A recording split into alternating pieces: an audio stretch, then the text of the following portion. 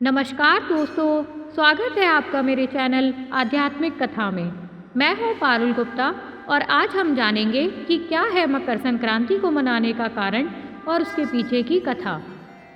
भारत देश में हर स्थान, हर प्रदेश के बहुत से त्योहार हैं, परंतु मकर संक्रांति का त्योहार पूरे देश में एक साथ विभिन्न नामों के साथ मनाया जाता है।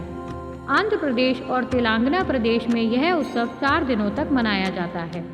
भोगी, मकर संक्रांत, कनुमा और मक्कानुमा उन 4 दिनों के उत्सवों के नाम हैं। गुजरात में यही उत्तरायण के नाम से मनाया जाता है, तमिलनाडु में पोंगल और हिमाचल में साझा के नाम से मनाया जाता है। नाम अलग अलग हैं और मनाने का ढंग एक ही है। तो आइए दोस्तों, जानते हैं इसके पीछे की कथा। दोस्तों, इस कथा की शुरुआत होती है सूर्यदेव के विवाह से। सूर्यदेव का विवाह देव शिल्पी विश्वकर्मा की पुत्री संज्ञा के साथ हुआ था। भगवान सूर्य का तेज इतना अधिक था कि पत्नी संज्ञा के लिए उसे सहन करना अत्यंत कठिन था, परंतु फिर भी वो उनके साथ अपना जीवन बिताती थी।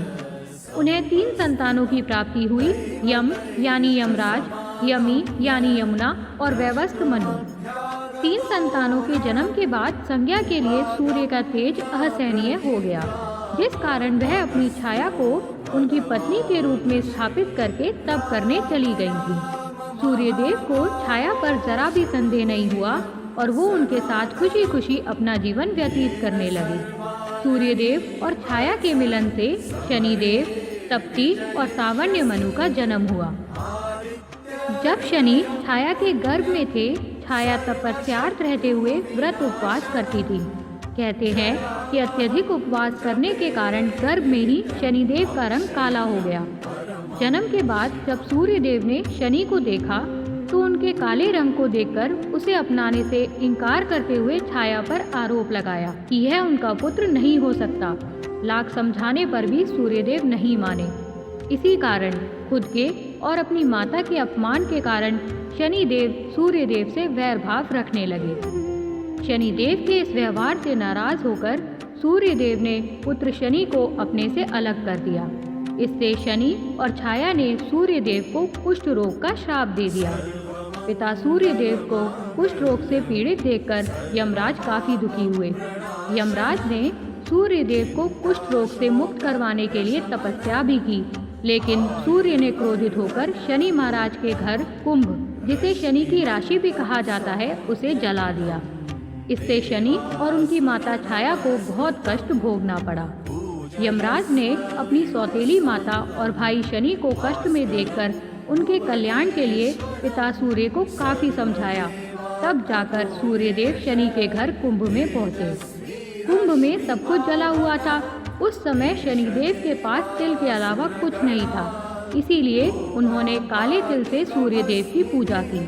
शनि की पूजा से प्रसन्न होकर सूर्यदेव ने शनि को आशीर्वाद दिया कि शनि का दूसरा घर मकर राशि उनके आने पर धन्य धान से भर जाएगा। दोस्तों, सूर्यदेव के एक राशि से दूसरी राशि में प्रवेश करने को ही संक्रांति कहते हैं। एक संक्रांति से दूसरी संक्रांति के बीच का समय ही सौर मास कहलाता है। हालांकि कुल 12 सूर्य संक्रांति होती हैं, परंतु इनमें से मेष, कर्क, तुला और मकर संक्रांति प्रमुख महत्व रखते हैं। हर साल 14 जनवरी को सूर्यदेव मकर राशि में प्रवेश करते हैं, जिस कारण इसे मकर संक्रांति कहते हैं। पुराणों में बताया गया है कि इस दिन सूर्य और शनि की पूजा तिल से करने पर शनि के अशुभ प्रभाव में कमी आती है और सूर्यदेव प्रसन्न होकर अन्य धन में वृद्धि का आशीर्वाद देते हैं। आइए अब जानते हैं मकर संक्रांति के व्रत और पूजा की विधि। मकर संक्रांति के दिन सुबह सूर्योदय से पहले उठकर नहाने के पानी में तिल मिलाकर नहाएं। इसके बाद लाल कपड़े पहने और दाहिने हाथ में जल लेकर पूरे दिन बिना नमक खाए व्रत करने का संकल्प लें। सुबह के समय सूर्यदेव को तांबे के लोटे से शुद्ध जल चढ़ाएं। इस जल में लाल फूल, लाल चंदन, तिल और थोड़ा सा गुड़ मिलाएं।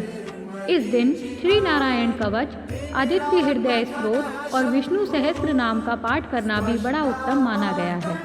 भगवान सूर्य की पूजा करने के बाद तिल, उड़द दाल, चावल, गुड़ सब्जी, कुछ धन, अगर संभव हो तो वस्त्र किसी ब्राह्मण को दान करें। इस दिन भगवान को तिल और खिचड़ी का भोग लगाना चाहिए और ब्राह्मण को भोजन करवाना चाहिए। आइए दोस्तों, आप जानते हैं मकर संक्रांति का महत्व। मकर संक्रांति से सूर्य उत्तरायण होते हैं।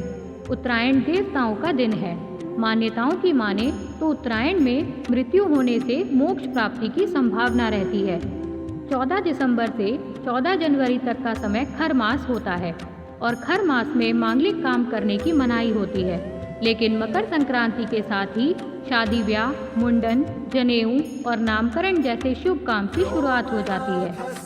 धार्मिक महत्व के साथ ही इस पर्व को लोग प्रकृति से जोड़कर भी रखते हैं, जहां रोशनी और ऊर्जा देने वाले भगवान सूर्य देवता की पूजा की जाती है।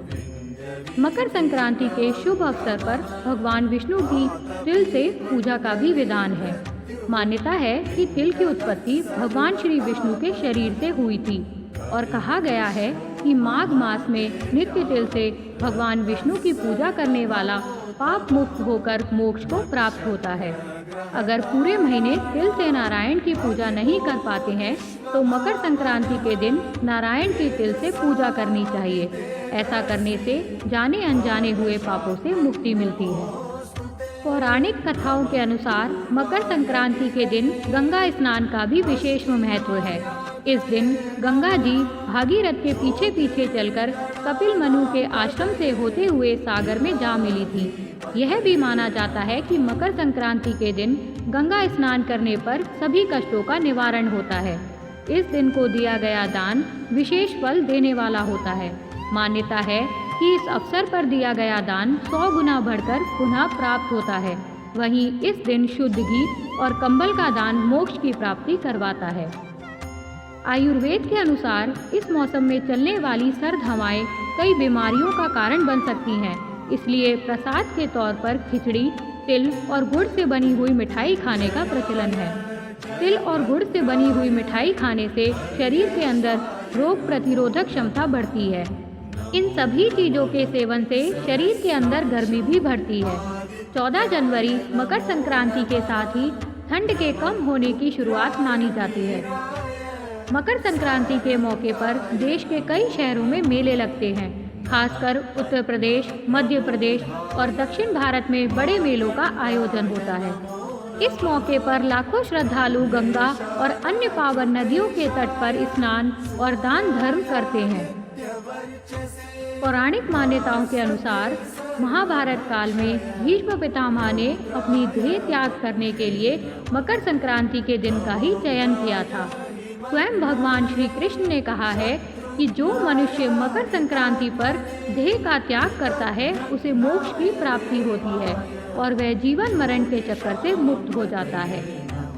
दोस्तों, अगर आपको यह कथा पसंद आई तो इस वीडियो को ज़रूर लाइक करें, शेयर करें और कमेंट करके बताएं।